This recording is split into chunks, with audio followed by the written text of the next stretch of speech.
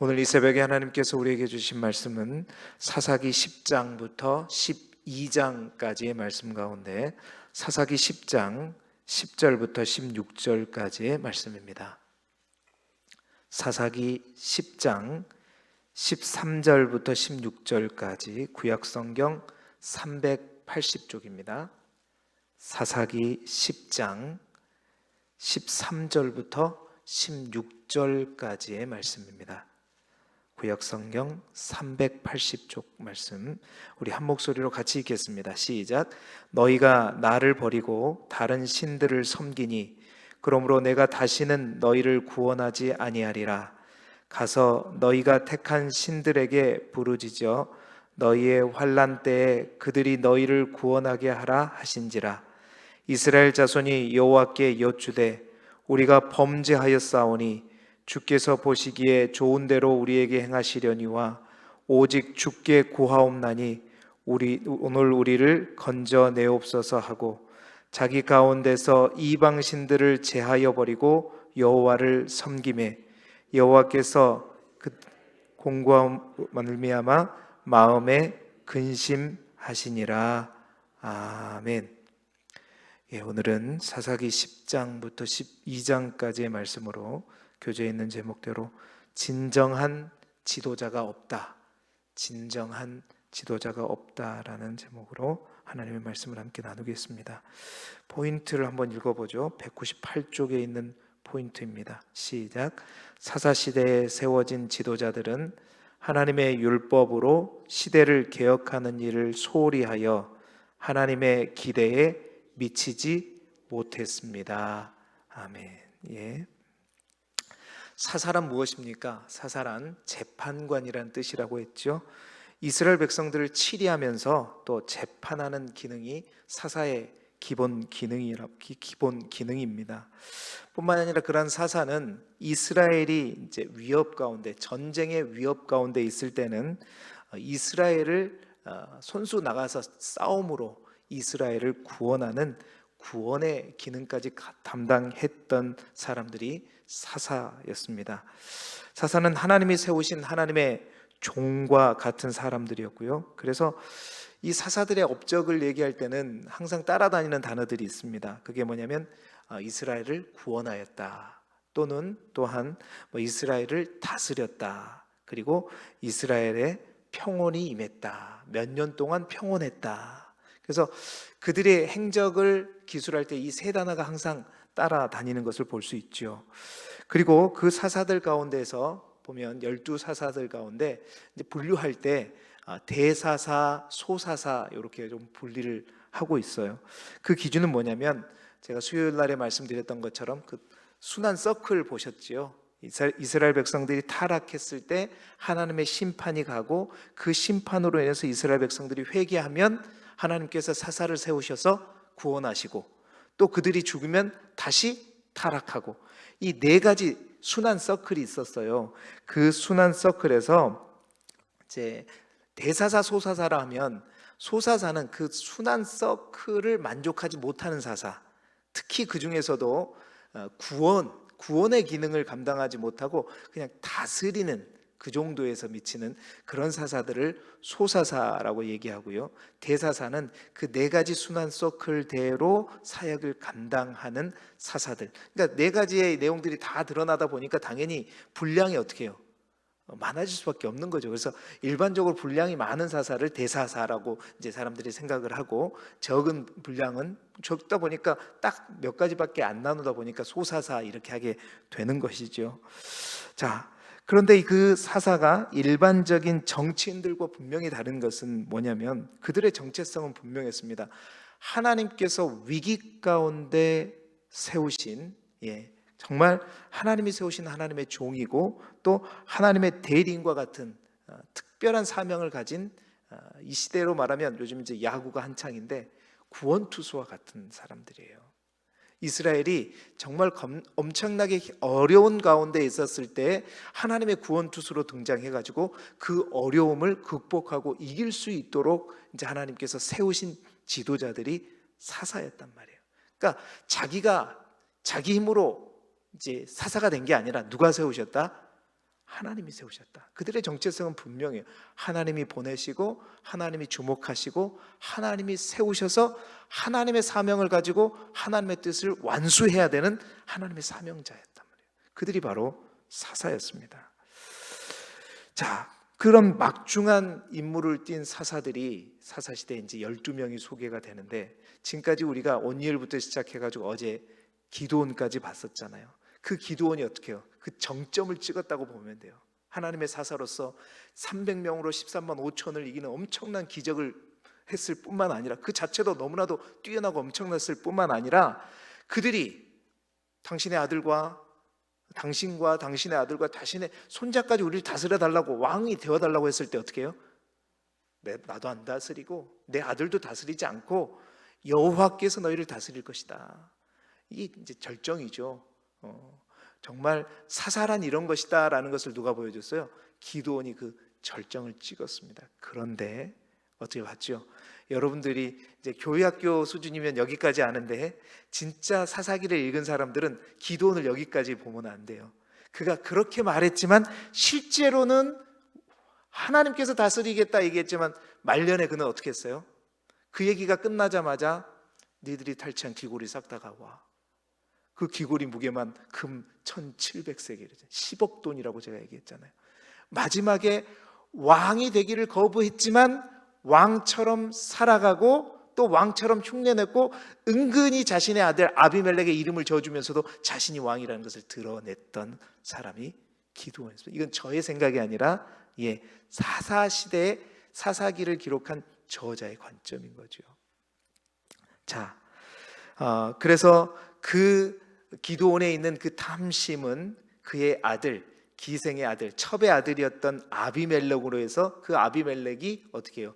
아버지 기드온이 죽자마자 자신의 아내의 아들, 기드온의 아내의 아들 70명을 다 죽이고, 요담 빼놓고요, 다 죽이면서 그가 자칭 왕이 돼서 정말 기드온의 숨겨놨던 그 마음이 폭파해서 그 아들을 통해서 절정에 또 이르게 되는, 그래서 3년 동안 이스라엘이 아주 망가져버리는 그런 상황에 있게 되는 것입니다. 자, 오늘도 그 이제 기드온 이후에 아비멜렉 이후에 6명의 사사 이야기가 소개되고 있는데, 그 기드온 이후의 사사의 모습을 우리가 함께 살펴보면서 그 모습 속에서 우리가 또 하나님 앞에 회복해야 될 부분들을 기도의 제목으로 발견하는 이 새벽이 되기를 소망합니다. 첫 번째, 그 이후의 6 사사들을 볼 때 첫 번째 두드러지는 것은 뭐냐면, 대사사 같은 소사사도 있다라는 거예요. 그 6명의 사사 가운데 첫 번째 언급되는 사사의 이야기입니다. 사사기 10장 1절부터 2절까지 사사 돌라에 관한 얘기예요. 여러분, 사사 돌라는 딱 몇 절 언급되고 있죠? 2절이에요. 2절. 2절이면 아까 말씀드린 거죠. 대사사예요, 소사사예요? 당연히 소사사일 가능성이 많죠. 그런데요, 그의 삶을, 그의 행적을 보게 되면 보세요. 분명히 그 2절이지만 그 2절에 아주 귀하고 핵심적인 내용이 들어있다는 거예요. 자, 아까도 말씀드렸지만 대사사와 소사사를 구분하는 기준이 그냥 절수로 구분하기에는 한계가 있다. 왜냐하면 그 사람들에 대한 실제적인 행적이 남아있지 않을 수도 있고, 정말 뛰어나고 위대한 사사인데 자료가 없어서 소개할 게 없을 수도 있는 거잖아요. 그래서 그거 가지고 하기는 좀 어렵지만, 얼마 안 되는 분량인데 그 분량 속에 아주 뛰어난 핵심적인, 사사로서의 핵심적인 내용이 들어가 있다면 그거는요, 소사사처럼 여겨지지만 실질적으로는 대사사처럼 행동했음을 우리는 알 수 있는 거죠. 그 대표적인 케이스가 누구냐면 바로 돌라입니다. 여러분, 소사사들로 여겨지는 사사들 가운데 이스라엘을 구원했다라는 말이 수식어가 붙는 사람이 딱 2사람 있어요. 그게 뭐냐면, 첫 번째는 우리가 이미 보았던 삼갈입니다. 소막대기를 가지고 블레셋 600명을 쳐 죽였던 사사 삼갈. 또 한 사람이 누구냐? 오늘 우리가 보게 된 바로 돌라라고 하는 사사예요.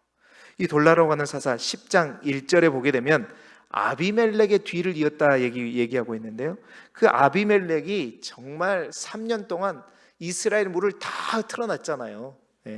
그런 가운데서 이스라엘 백성은 이제 이방 민족이나 가나안 족속에게 통치를 받는 압제를 당하는 것이 아니라 동족인 아비멜렉, 동족이라고 볼 수 없죠. 첩의 아들이니까 아비멜렉에 의해서 이스라엘 백성들이 공경에 처하고 어려움에 처한 그때에 본문 10장 1절에 보게 되면 이사갈 사람 돌라가 이스라엘을 구원하였다 얘기하고 있어요.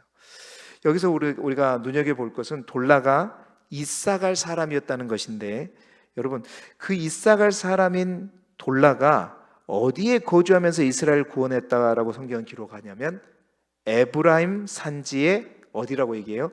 3일이다. 그러니까 성경에서 3일이 어딘지는 구체적으로 우리가 알 수는 없어요. 근데 분명한 것은 그가 활동하고 이스라엘을 구원했던 장소가 어디인 것은 확실해요. 에브라임 산지다. 에브라임 산지다. 어디 사람인데? 이사갈 사람인데. 이사갈 사람인데 에브라임 산지다. 여러분 보세요.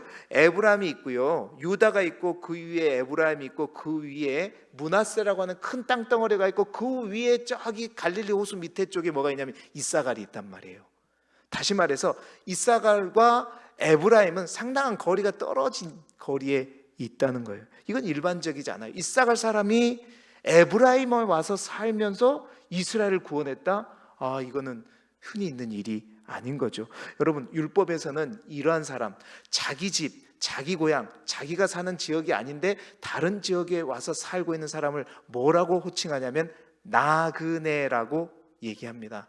그 나그네는 율법에서는 사회적인 약자로 분류되어서 언제나 그 약자를 보호하는 법들로 우리는 지켜봤었죠. 그런데 그 자기의 땅을 잃고 온 돌라, 그 돌라라고 하는 이름의 뜻도 뭐냐면 벌레라는 뜻이거든요. 이 벌레는 어떤 벌레냐면 자주색을 뽑아내기 어렵잖아요. 자주색 염료를 채취하기 위한 벌레로 사용되었던 그런 벌레의 의미입니다. 그러니까 요약하자면 돌라의 집안은 에브라임 산지에서 영원한 나그네와 같은 집안이면서도 처지는 벌레와 같은 처지였어요. 그런데 하나님께서는 이러한 돌라를 어떻게 하셨다? 나그네와 같은 돌라를 사용하셨다. 여러분, 이것은 사사기의 사사시대의 사사들을 선택하실 때 하나님의 일관적인 방식이죠. 그가 누구였는지, 어떤 신분이었는지, 어떤 배경이었는지, 어떤 환경이었는지가 중요하지 않아요. 그의 중심, 그들이 무엇을 붙잡고 있고 어디에 서 있는가, 분명하게 이런 나그네와 같은 사회적인 인식과 통념을 깨고 하나님의 부르심에 응답했던 사사가 누구냐면 바로 돌라입니다. 그 부르심에 응답해서 이스라엘을 어떻게 했다? 구원했다라고 사사기 기자는 얘기하고 있어요. 그냥 별것 없는 인생 같은데 이스라엘 구원이라는 이름을 그 인생의 시적 가운데 두세 줄 되는데 이 이스라엘을 구원했다 이 말이 들어가는 게 그때 보통 쉬운 게 아니에요. 근데 그 사람에는 아무것도 아닌 인생이었지만 이스라엘을 구원했다라고 사사기의 저자는 기록하고 있죠. 비록 소사사처럼 여겨졌지만 그런 이스라엘을 구원했던 어떤 사사다? 대사사다. 그러니까 기도원 이후에 모든 사사가 다 그랬다는 게 아니라 이처럼 하나님께서 쓰시고 그 하나님의 부르심에 온전히 응답해서 작지만 연약하지만 큰 사람으로 하나님의 비전을 성취해가는 사람으로 쓰임받는 사사가 있었다 없었다? 있었다는 거예요. 여러분, 그렇습니다. 우리 모두가 비록 작고 또 별것 아닌 존재인 건 맞습니다. 그러나 이 돌라의 모습을 보면서도 우리 또한 하나님께 붙들림 받으면 사용될 수 있고, 작지만 크게 사용될 수 있고, 작은 구원이 아니라 큰 구원을 위해서 사용될 수 있는 존재라는 것을 우리가 잊지 말아야 되겠다. 시골에 있는 교회 목사지만 그 목사가 이 시대를 바꿀 수 있는 것이고, 이 시대를 악의 구렁텅이에서 빼낼 수 있는 하나님의 사사로 사용될 수 있는 것이고, 저뿐만 아니죠. 여러분도 마찬가지입니다. 나이가 늙었다고 해서 아니요. 나이, 신분, 환경 아니에요. 하나님이 붙드시면, 하나님이 세워주시면 그리고 그 하나님의 부르심에 여러분이 응답하면 하나님은 사용하시는 거예요.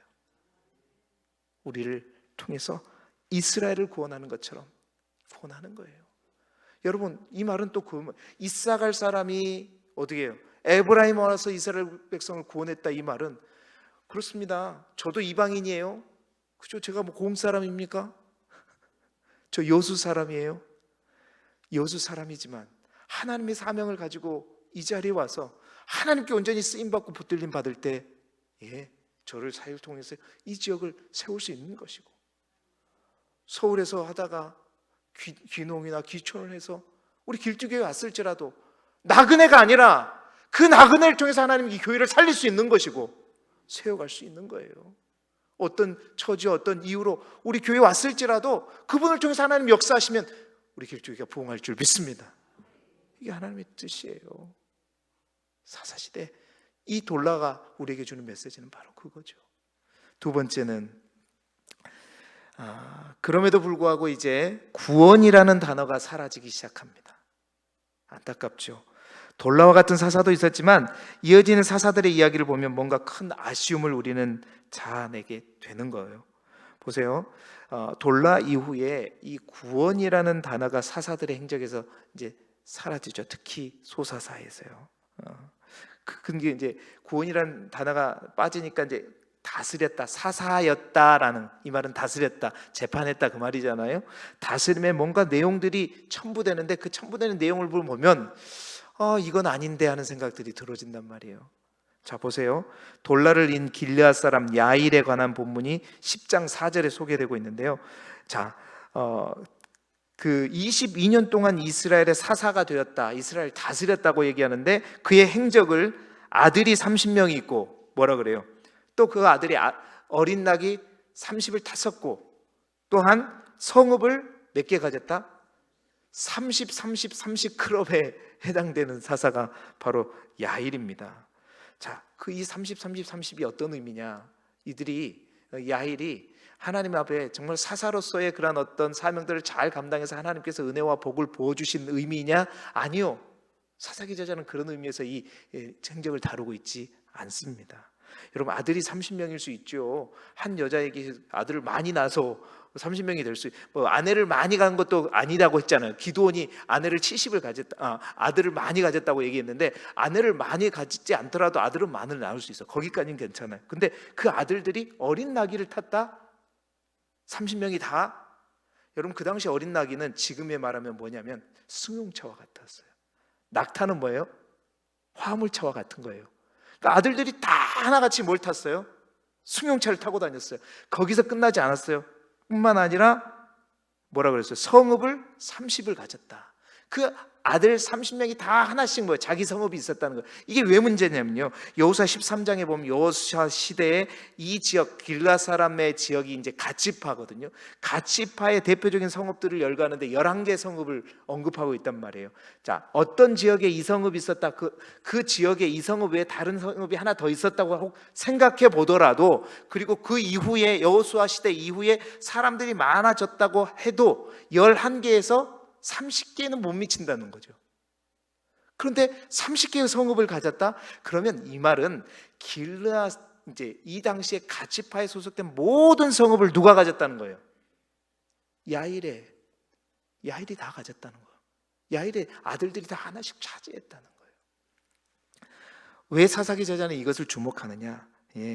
그들이 다스리는데 그냥 다스리는 것이 아니라 그 다스림을 가지고 뭘? 권력과 부를 착취했다는 거죠. 뿐만 아닙니다. 사사기 12장 18절 마지막 부분에 보면 입다 이후에 세 사사 이야기가 짧게 이제 기술됩니다. 입산과 엘론과 압돈이죠. 자, 사사기 저자는 그들의 평가 기준을 무엇으로 하고 있는가 우리가 눈여겨볼 필요가 있어요. 입산은 아들 30명과 딸 30명을 두었다고 했죠. 그게 뭔 죄겠어요? 근데 그 다음에 보세요. 딸을 밖으로 시집 보내고 또 아들을 위해서 밖에서 여자를 데리고 왔다. 여기서 말하는 밖은 뭐예요? 이스라엘 백성이 아니라는 얘기예요. 이방인이나 다른 어떤 가나안 원주민이라는 거. 왜 그랬을까? 여러분, 우리 기도를 통해서 우리가 봤죠. 왜 그래요? 괜히 보세요. 딸도 밖으로 보내고 아들은 또 밖에서 하니까 총 60명을 바꿨다는 얘기잖아요. 도대체 자식 결혼시키는데 우리 지파에서, 아니면 우리 지파가 아니더라도 우리 민족에서 구하는 게 아니라 밖에서 했다라는 말의 의미는 한두 명도 아니고 60명을 다 그랬다는 것은 이것이 특별한 목적, 자신의 시대, 그러니까 자기가 다스리는 그 시대의 안정을 위해서 자녀의 결혼을 시켰다는 것이고, 전략적으로 정치적으로 그걸 사용했다는 얘기죠. 그래서 자신의 시대의 안정을 추구해서 통치 기간을 늘리기 위한 수단으로 자녀의 결혼을 사용했다는 거예요. 엘론과 압돈의 이야기, 엘론은 아예 아무 이야기가 없어요. 아무런 행적이 없어요. 가슴 아프죠. 또 압돈은 뭐예요? 아들 40명과 손자 30명, 손자 30명이 언급돼요. 그런데 어린 낙이 몇 마리를 탔다?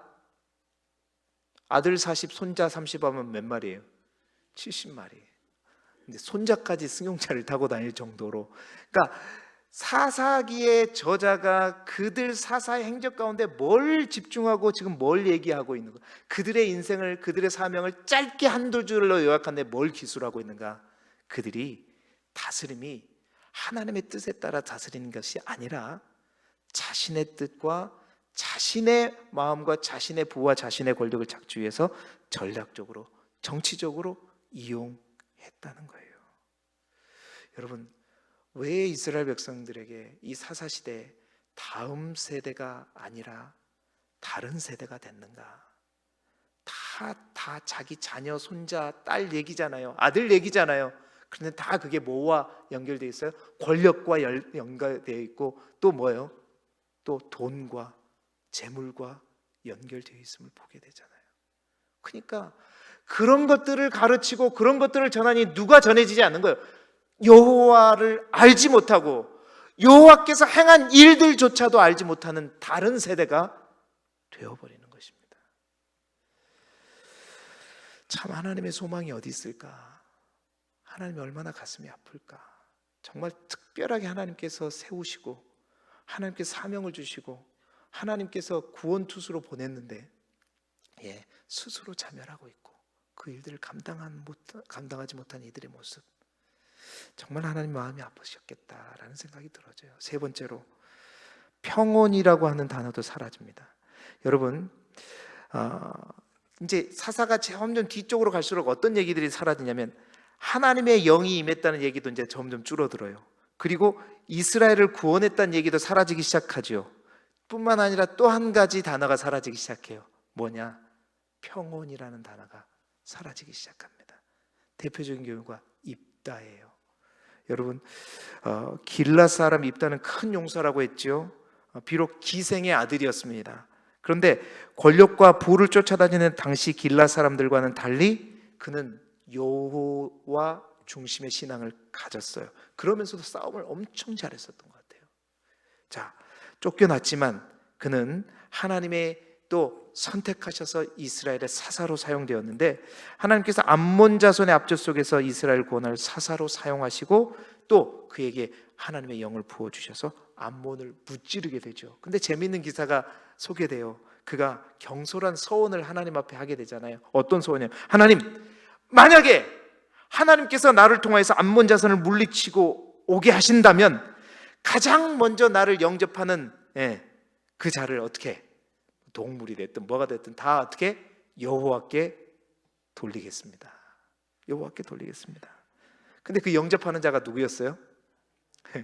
딸도 그냥 딸이 아니라 무남동녀 딸이었단 말이에요. 어머, 어찌까. 무남동녀 딸이었단 말이에요. 그 이쁜 딸을 어떻게 하면 우리 딸을 결혼 한번 시켜볼까, 그런 마음을 가졌는데 그 딸을 어떻게 해야 돼요? 여호와께 드려야 돼요.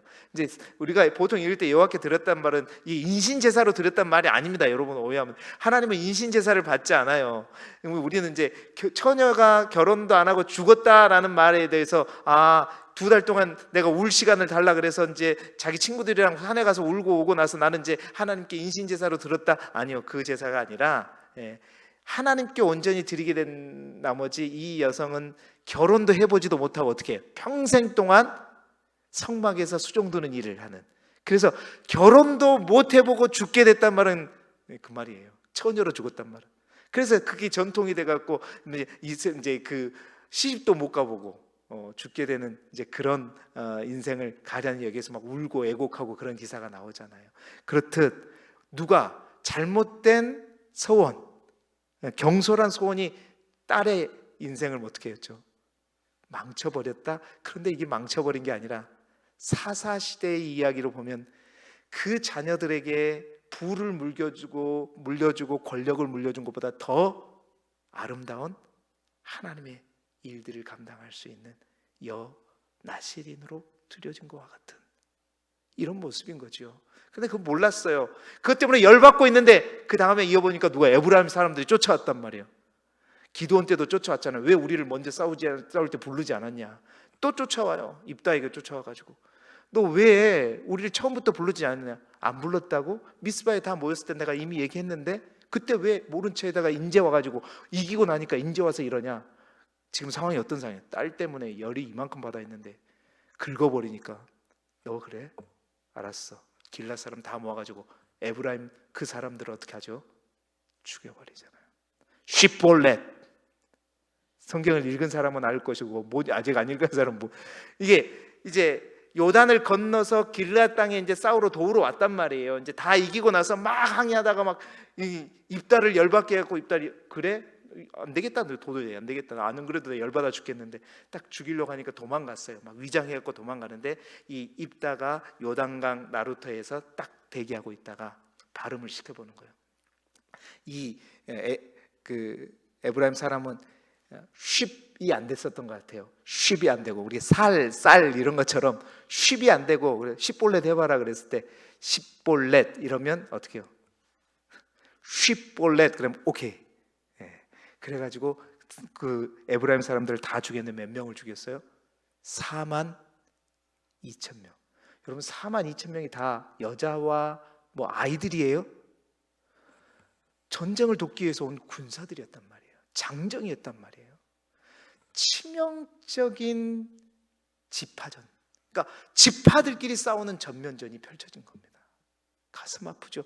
여러분 이 일로 인해서 입다의 행적 가운데 어떤 글자가 사라져버려요?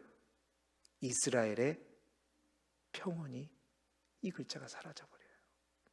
여러분 이 평온이라는 글자는 삼손도 마찬가지입니다. 그러니까 하나님께서 사사들에게 언제나 따라붙었던 구원이라는 글자도 사라지기 시작하고 평온이라는 글자도 사라지기 시작하는 거예요. 점점 하나님의 영이 임했다는 이야기도 사라지기 시작하고 이게 사사시대의 진정한 비극입니다. 하나님의 사명자들이 하나님의 일꾼들이 진정한 자세의 일들을 감당하지 못하는 거예요. 여러분 오늘 우리가 읽은 본문이 바로 그 사사시대 하나님의 근심에 대해서 얘기하고 있는 거예요. 하나님께서 이들을 상황을 보면서 야 내가 다시는 너희를 구원하지 않겠다. 진짜 너희가 택한 신들에게 부르짖어 가서 구원해달라고 해라. 나 너 모른 체 하겠다. 그랬더니 그들이 그 심판이 무섭고 두려웠고 하나님 잘못했어요. 이제부터 안 그럴게요. 그들이 섬기던 신상들을 막 버리고 하나님 잘하겠습니다. 그러니까 또 그 모습을 보니까 하나님이 어떻게 해요? 짠하죠. 그 이스라엘 공고함을 보면서 하나님이 어찌할꼬 안 구할 수도 없고 하나님을 근심. 이 시대가 바로 사사시대였어요. 사랑하는 성도 여러분, 하나님께서 이 사사시대를 거쳐가고 난 다음에 또 이스라엘 백성들은 자신들이 세운 사울 왕을 세워가지고 어쩔 수 없이 하나님 세워줬죠. 그 가운데 하나님이 세우신 다윗 왕을 만났을 때 하나님이 그토록 기뻐했던 이유를 이제는 알 것 같죠. 정말 하나님의 마음에 합한 자 다윗, 내 마음을 가지고 내 중심을 가지고 이 세상을 바라보면서 내 일들을 감당할 수 있는 정말 내 마음에 딱 맞는 자 다윗을 만났을 때 그래서 하나님이 얼마나 기뻐했겠는가. 바알에게 무릎 꿇지 않고 바알에게 입맞추지 않는 의로운 자 7,000명을 예비해 두셨다. 하나님은 지금도 우리의 신분과 우리의 환경에 상관없이 그 7,000명을 찾고 계세요. 내가 나이가 많고 부족하고 아니에요. 그것은 하나님의 선택 기준이 아닙니다. 내가 뭐가 준비됐고 가졌고가 아니에요. 하나님이 온전한 그 마음으로 나아가는 그를 통해서 하나님은 하나님의 역사를 이루시는 거죠. 저 또한 진정으로 하나님의 마음에 합한 지도자로 서기를 소망합니다. 여러분 모두가 진정으로 하나님의 마음에 합한 그런 자로 세워지기를 소망하고, 정말 우리 교회 또한 하나님께서 꼭 필요한 하나님의 교회로 세워질 수 있기를 주님의 이름으로 축복합니다. 그래서 하나님의 진정한 자랑이 되고 기쁨이 되고 이 시대의 등불이 되는 저와 여러분이 되기를 그리스도 예수 이름으로 축복합니다. 기도드리겠습니다.